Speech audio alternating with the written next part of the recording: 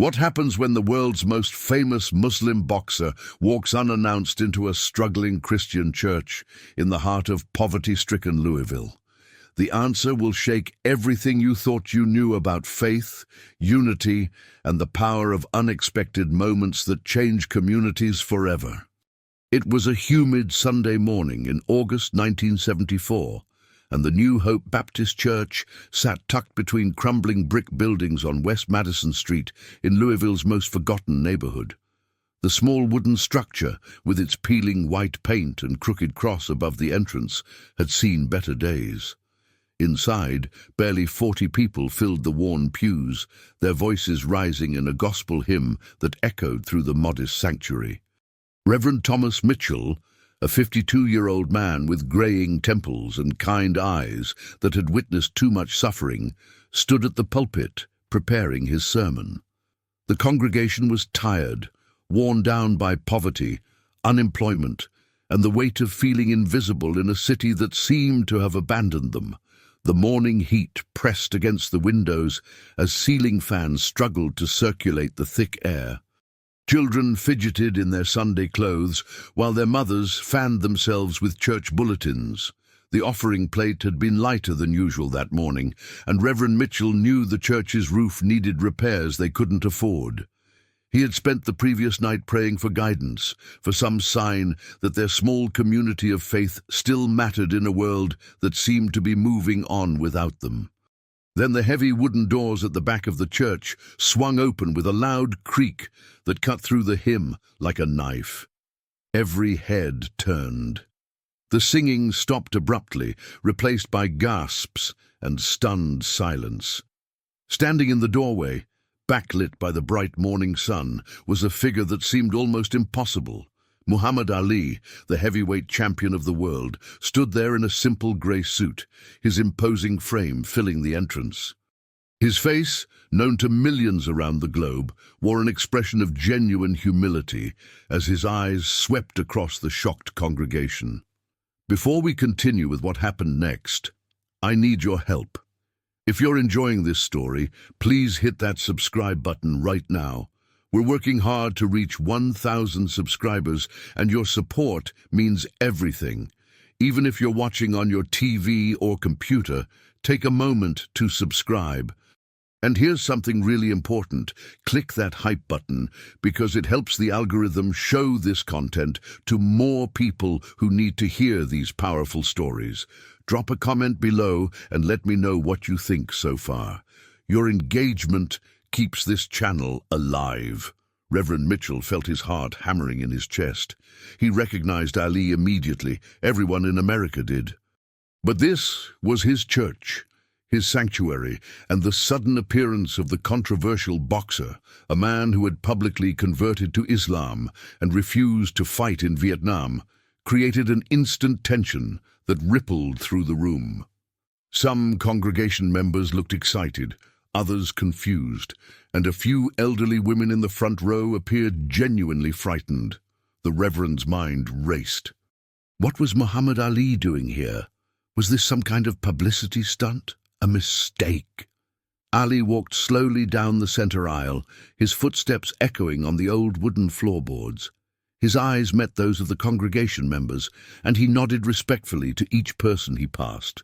There was no entourage, no cameras, no fanfare, just the champion, alone, walking toward the pulpit with a purpose that seemed to transcend the moment. When he reached the front, he stopped and looked directly at Reverend Mitchell. The two men stood facing each other, representing different worlds, different faiths, different experiences, yet connected by something neither fully understood yet.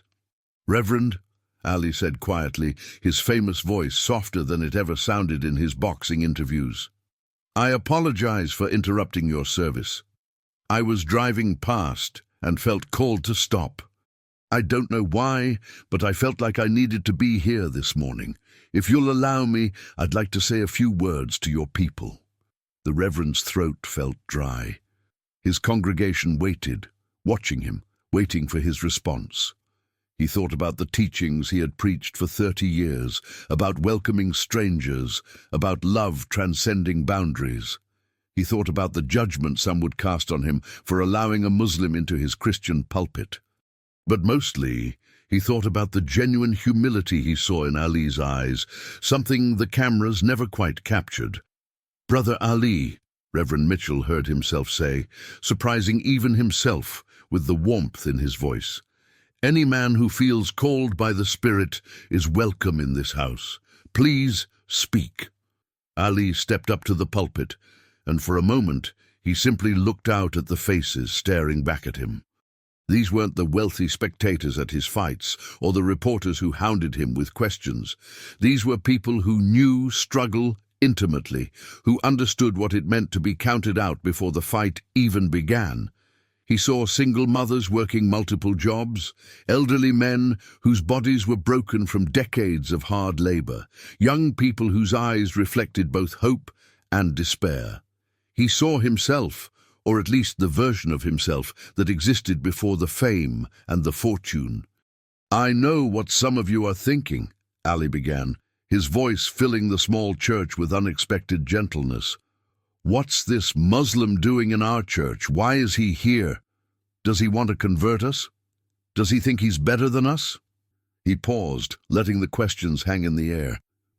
"I'm here because I drove past this church every day when I was a kid. I grew up just 6 blocks from here. I used to look at this building and wonder what happened inside, what made people come together every Sunday, no matter how hard life got." A murmur rippled through the congregation. They hadn't known Ali had roots in this neighborhood. The champion continued, his words gaining strength. "I'm not here to talk about Islam or Christianity or any religion. I'm here to talk about something bigger than all of that.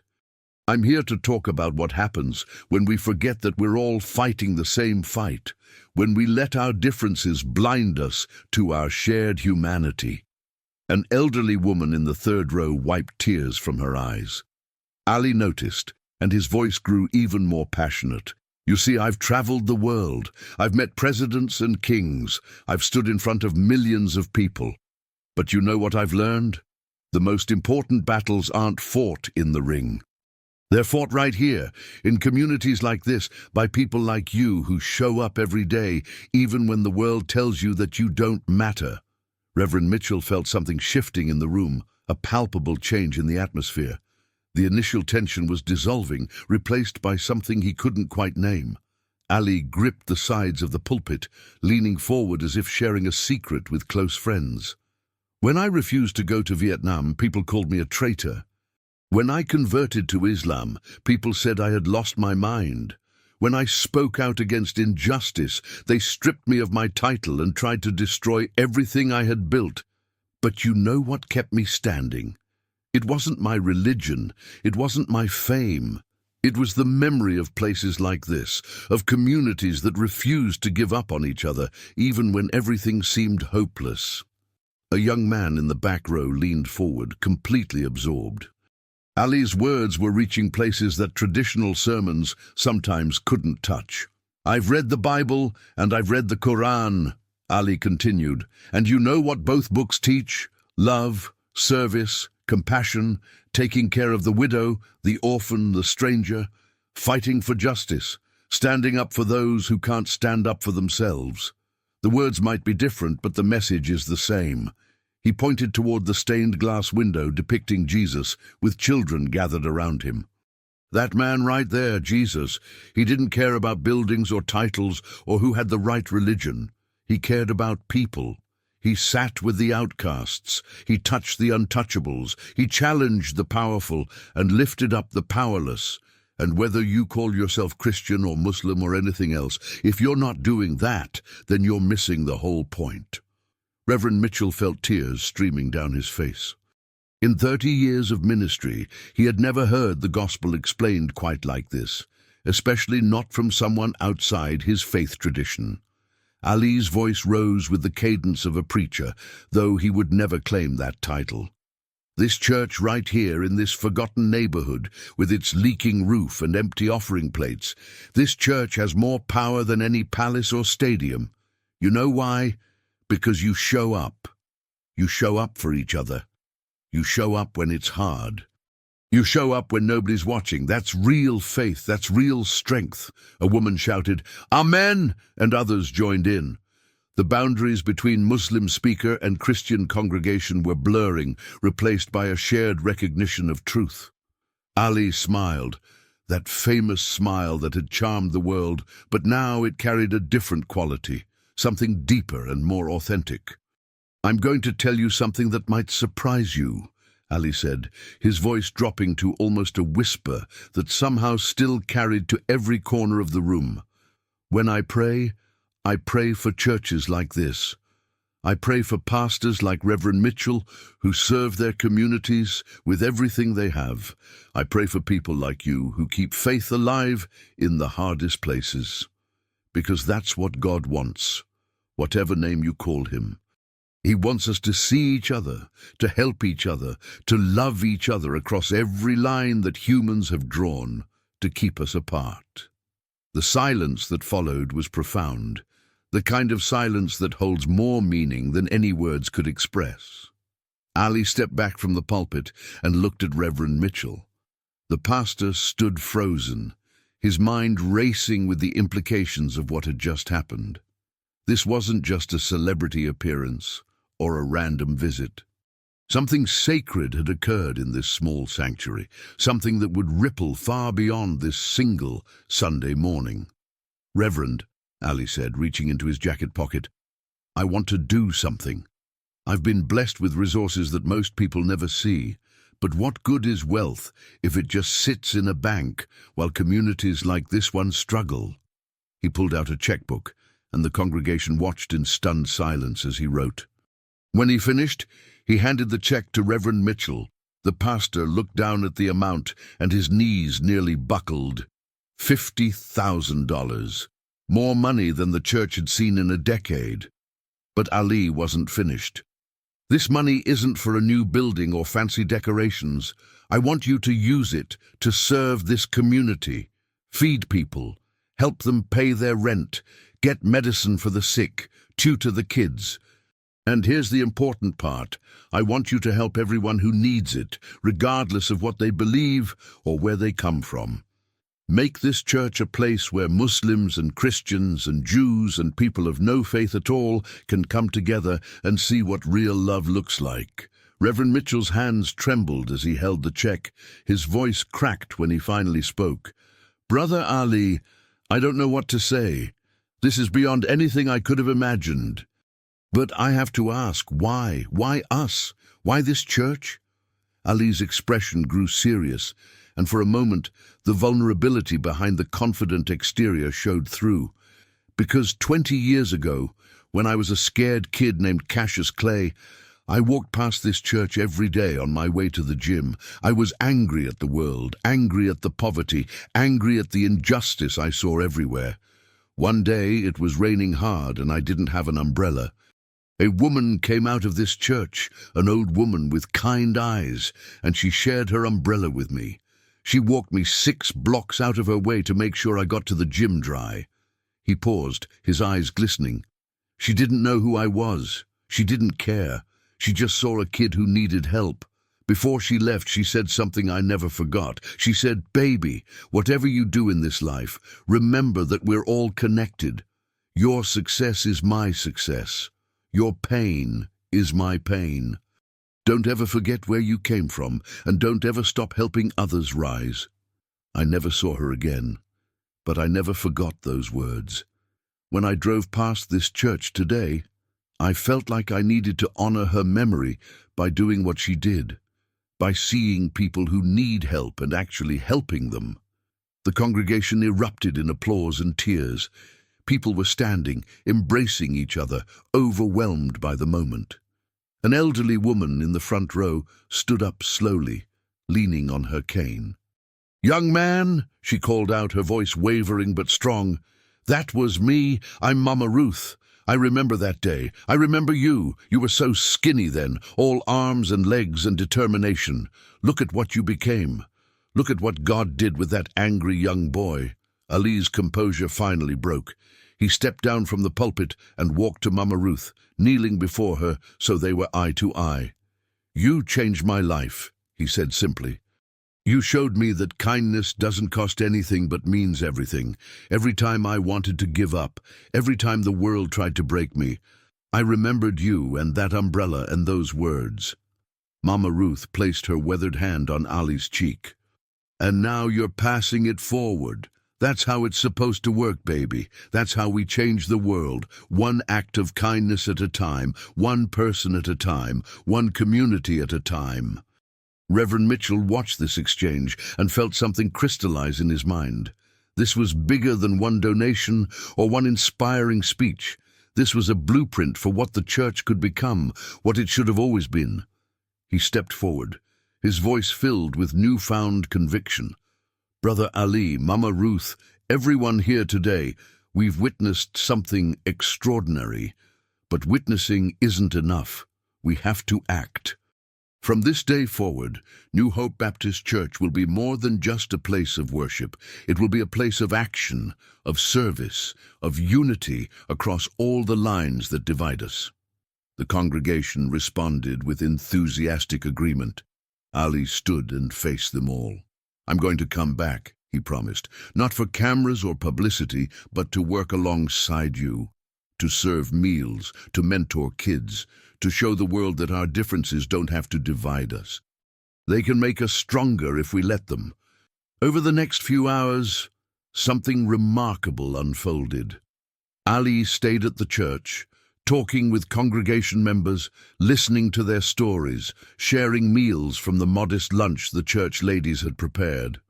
He sat with the children and told them about the importance of education and discipline. He spoke with the young men about channeling their anger into productive action. He listened to the elderly share their wisdom and experiences. There were no cameras, no reporters, just genuine human connection. As the afternoon sun began to slant through the windows, casting golden light across the sanctuary, Reverend Mitchell gathered everyone together one final time. Today, we received an unexpected visitor who brought an unexpected message, but the real gift wasn't the money, as generous as that was. The real gift was the reminder that faith without action is empty, that love without boundaries is what changes the world, and that we're all connected in ways we sometimes forget. Ali nodded in agreement. I have to leave soon, but before I go, I want to say one more thing. People are going to hear about what happened here today. Some will criticize me for coming to a Christian church. Some will criticize you for welcoming a Muslim. Let them talk. The only opinion that matters is whether we're living up to the highest ideals of our faiths, whether we're serving humanity with everything we have. If we're doing that, then we're doing exactly what we're supposed to do. He shook hands with Reverend Mitchell, embracing him like a brother. Use that money wisely, Reverend. Build something that lasts. Build something that shows people what's possible when we choose unity over division, love over hate, action over empty words. I'll be checking in on you. As Ali walked back down that center aisle toward the door, the congregation spontaneously began singing again. The same gospel hymn that had been interrupted by his arrival. But now it sounded different, fuller, charged with new meaning and purpose. Ali paused at the door, turned back one last time, and raised his fist in the air, not in defiance, but in solidarity. The gesture was returned by dozens of hands, young and old, creating a moment of perfect unity. After Ali left, Reverend Mitchell stood at the pulpit holding that check, but more importantly, holding a new vision for what his church could become. Within weeks, New Hope Baptist Church began its transformation. They started a food pantry that served anyone who was hungry, regardless of background. They opened their doors for community meetings, hosting dialogues between different faith groups. They created after-school programs where Christian volunteers worked alongside Muslim mentors and Jewish tutors to help neighborhood kids succeed. The local mosque heard about what was happening and reached out, offering to partner on community initiatives. The Jewish community center across town sent volunteers. Secular organizations joined in. What started as one unexpected Sunday morning visit became a movement that spread throughout Louisville and eventually caught national attention, though that was never the goal. True to his word, Ali returned regularly over the years, always quietly, always focused on service rather than publicity. He brought other athletes and celebrities with him, not for photo opportunities, but to work in the food pantry, to paint walls, to mentor young people. He challenged them, the same way he challenged the congregation that first day, to see beyond their own comfort and success to the needs of others. Reverend Mitchell often reflected on that August morning, on how close he had come to letting fear and prejudice prevent him from welcoming Ali into his church. He shared that story frequently, using it to teach about the cost of closed hearts and the blessings that come from openness. "We almost missed it," he would say. "We almost let our assumptions about who belongs and who doesn't rob us of one of the most transformative moments in our church's history. That's the danger of building walls instead of bridges." Mama Ruth lived another 15 years, long enough to see the community center that bore her name open its doors. The Ruth Johnson Community Center, funded by that initial donation and sustained by ongoing support from people of all faiths and backgrounds, became a model for interfaith cooperation and community service. It provided job training, healthcare services, educational programs, and most importantly, a space where people could come together across every conceivable difference. The young people who grew up in that transformed community went on to become teachers, doctors, community leaders, and activists. They carried with them the lesson they learned from Ali's visit, that true strength comes from lifting others up, that faith is proven through action, and that the boundaries we create between us are far less important than the humanity we share. Years later, when Ali's health began to fail and Parkinson's disease robbed him of his legendary voice, he returned to New Hope Baptist Church one final time. He couldn't speak anymore, but he didn't need to. The community that had been transformed by his words now surrounded him with love and gratitude. Reverend Mitchell, now elderly himself, stood beside Ali and spoke for both of them. This man taught us that greatness isn't measured by championships or fame. It's measured by how many lives you touch, how many people you lift up, how much love you spread in a world that desperately needs it. The legacy of that unexpected Sunday morning continued long after both Ali and Reverend Mitchell passed away. New Hope Baptist Church remained a beacon of interfaith cooperation and community service, a living testament to what becomes possible when we choose connection over division. The story was passed down through generations, taught in schools, shared in sermons across different faith traditions, always with the same core message: love transcends all boundaries when we have the courage to let it. Hey, my friends, help me by subscribing to the channel so we can reach 1,000 subscribers, even if you're watching from your TV or computer. Your subscription makes all the difference, and the algorithm will help you see more amazing stories. Leave a like or an emoji in the comments and be part of this growth.